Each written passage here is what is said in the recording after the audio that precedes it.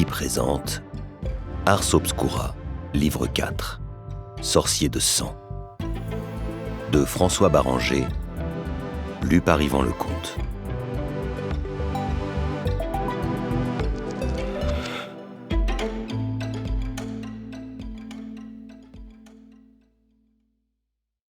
Dans le tome précédent. Ételinde, Ludwig et Mathurin se rendent en Égypte afin de tenter de mettre la main sur les cristaux d'Uchronite d'Élégast et d'en apprendre davantage sur l'événement catastrophique qui a fait dévier l'histoire de son cours et que les Magi Carolimagni nomment l'anomalie. Durant leur traversée de la Méditerranée, ils se lient d'amitié avec Loukas, le capitaine du navire et riche négociant. Dès leur arrivée, Loukas les aide à reconstituer le parcours et les recherches archéologiques de Charles Ordan, le père d'Ételinde, lorsqu'il accompagna Napoléon 16 ans plus tôt sur la terre des pharaons. En Russie, Nicolas Romanov ourdit l'assassinat de son frère Alexandre Ier, grâce à son ancien maître, Ivan Kanibekov, transformé en marionnette sans âme entre les mains de Vakht, le sorcier qui repose dans les cryptes du palais d'hiver. Une fois intronisé tsar à la place de son frère, Nicolas comprend rapidement qu'il n'exercera que l'apparence du pouvoir, vivant dans la terreur de se voir à son tour phagocyté par Vakht. Sans parler des déconvenus sur le front face aux Français.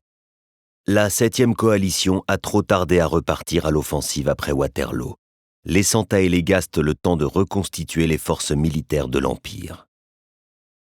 Joachim Lavesse, nommé à la sécurité du château de Vincennes afin de veiller sur les installations du sorcier empereur, rumine sa haine contre son oncle Irénion. Cherchant à exploiter la ruse et les penchants brutaux du jeune homme, Élégast le promeut à la tête d'une compagnie spéciale de la garde hermétique avec pour mission de retrouver Ludwig Artschéressé. L'enquête qu'il mène lui permet de découvrir l'existence de l'ordre des Magi Carolimagni et d'une certaine Lithian.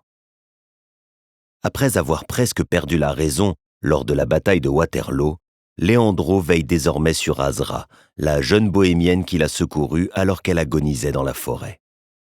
Il accepte de l'accompagner à travers l'Europe en direction de la Russie, afin de l'aider à se venger d'Irina Uliatine. Une fois sur place, ils enlèvent un employé du palais d'hiver dans l'intention de lui soutirer des informations sur la Graffinia.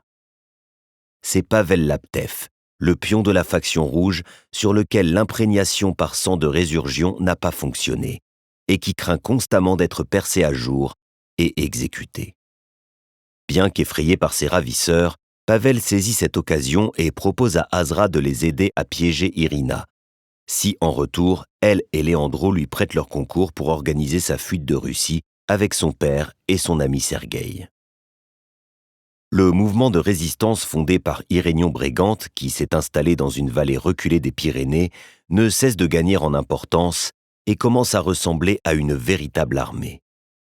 Soucieux de montrer qu'il ne s'oppose pas à l'usurpateur Élégast uniquement dans le but de prendre sa place, Irénion confie le commandement de ses troupes à Gratien Radoni, le jugeant plus légitime que lui à ce poste, notamment parce que celui-ci avait fait partie de la conjuration de Beaumont contre le sorcier.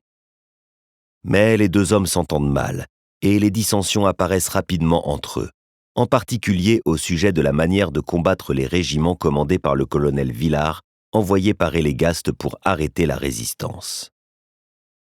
En Égypte, Ludwig, Ételinde et Mathurin sont parvenus à localiser le camp anglais érigé autour du mausolée où se trouvent les cristaux cérulés générés par Élégast lors de son apparition dans cette époque. Alors qu'ils s'y introduisent clandestinement, dans l'intention de dérober ces précieuses pierres, ils sont surpris par un Éphrit, un djinn maléfique qui semblait les attendre. Ételinde se retrouvant en mauvaise posture face à la créature, Mathurin se précipite à son secours, en rappelant au djinn le marché qu'ils avaient conclu. Mais, en s'interposant, il est blessé à mort. Ételinde n'a d'autre choix que de fuir en l'emmenant, laissant Ludwig affronter seul l'Éphrit. Mathurin agonise peu après dans les bras de la jeune femme en révélant la terrible trahison qu'il a commise par amour pour elle. Après avoir fait jeter en prison Agnès... Nous espérons que vous avez apprécié cet aperçu. Pour continuer à écouter ce livre audio sur Google Play Livres, utilisez le lien dans la description de la vidéo.